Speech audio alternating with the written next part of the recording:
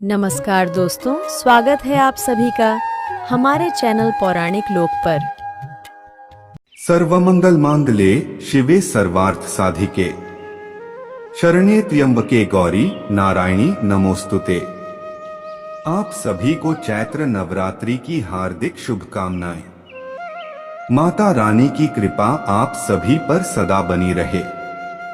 नवरात्रि में कन्या पूजन में भूल से भी ना करे ये गलतियां, वरना माता दुर्गा के क्रोध से हो जाओगे कंगाल। जय माता दी दोस्तों, स्वागत है आप सभी का हमारे चैनल पर। दोस्तों, सनातन धर्म में नवरात्रि का बहुत अधिक महत्व माना जाता है।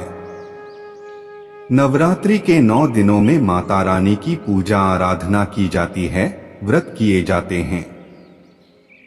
लेकिन नवरात्रि की ये व्रत पूजा तभी पूरी मानी जाती है जब आखिरी दिन हवन और कन्या पूजन किया जाए।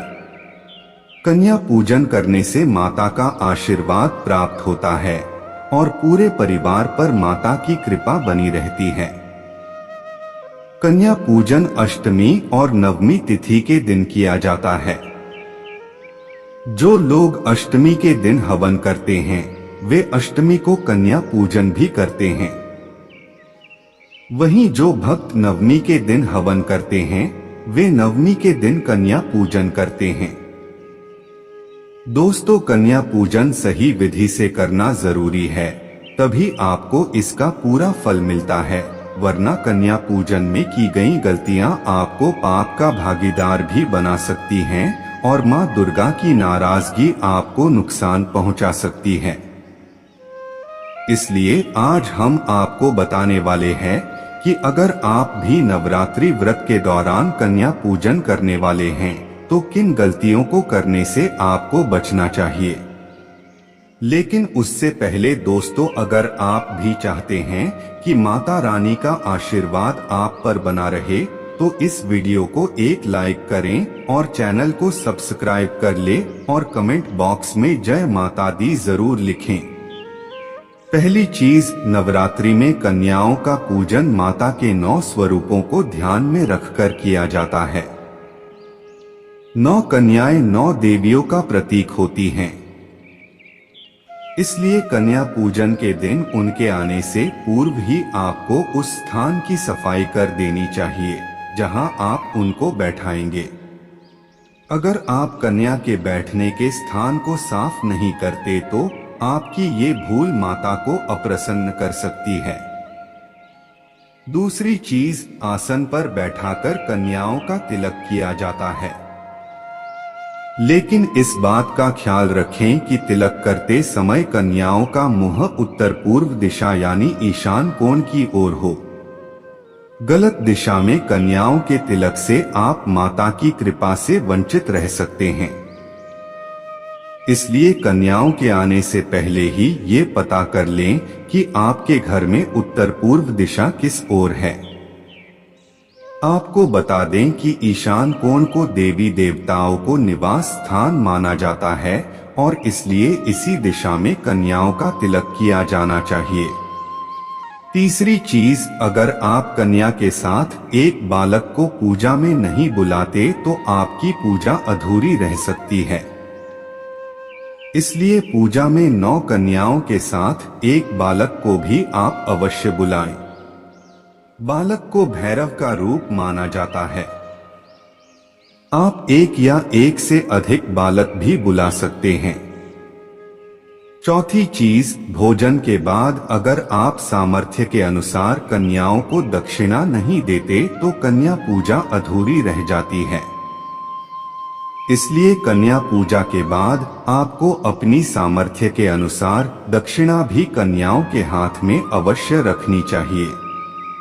वैसे तो कन्या पूजन करते वक्त हम सभी अपनी अपनी श्रद्धा के अनुसार कन्याओं को पैसे देते हैं, पर आप कोशिश करें कि कन्याओं को 1 रुपए बढ़ाकर दें।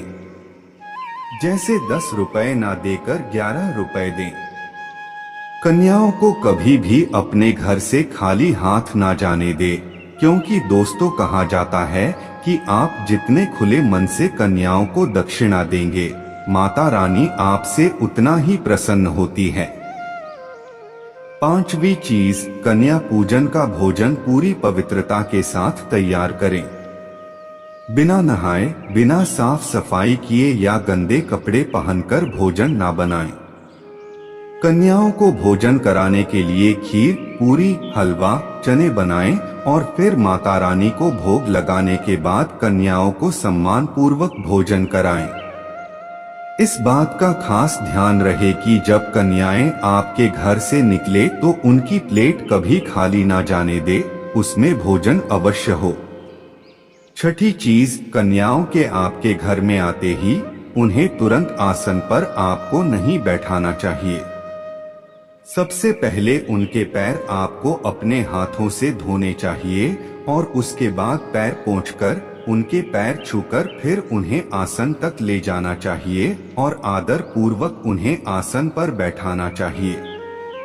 लेकिन इस बात का खास तौर से ख्याल रखें कि गलती से भी कोई कन्या आपके पैर न छुए, वरना आपको माता दुर्गा का प्रकोप झेलना होगा।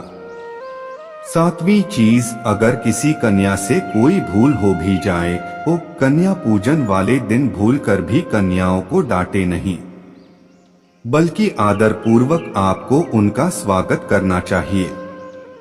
कन्याएं आपके व्यवहार से जितनी प्रसन्न होंगी, माता भी आपसे उतनी ही प्रसन्न रहेंगी।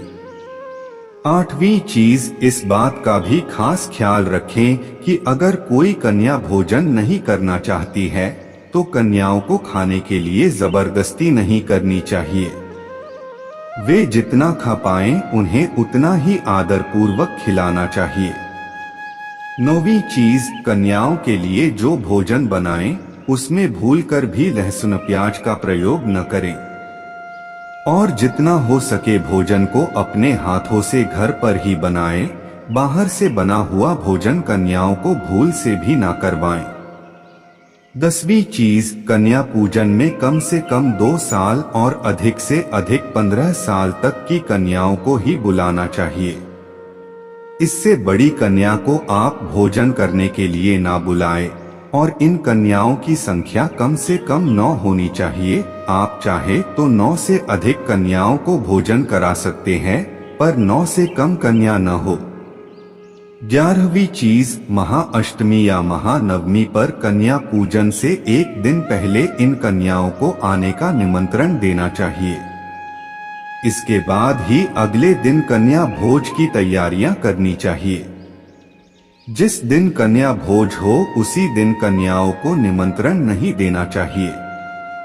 12वीं चीज, कन्या पूजन हमेशा शुभ मुहूर्त पर ही करें, तभी आपको इसका शुभ फल प्राप्त होगा।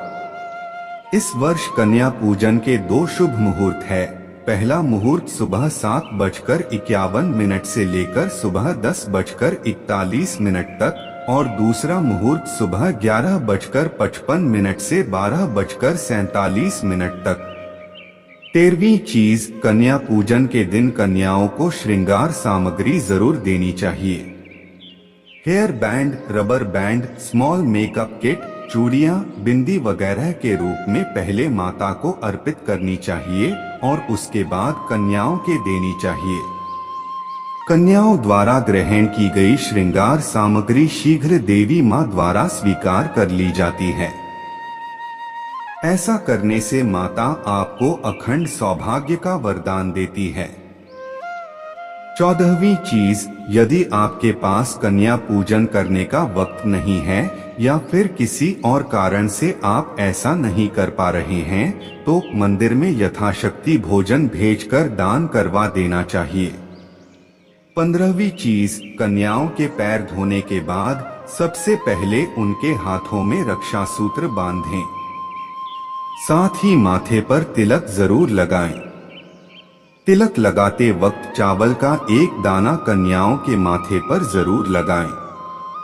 तिलक लगाने के बाद पैरे छूकर आशीर्वाद प्राप्त करें। तो दोस्तों, यह थी आज की वीडियो। आपको हमारी जानकारी कैसी लगी हमें कमेंट करके बताएं।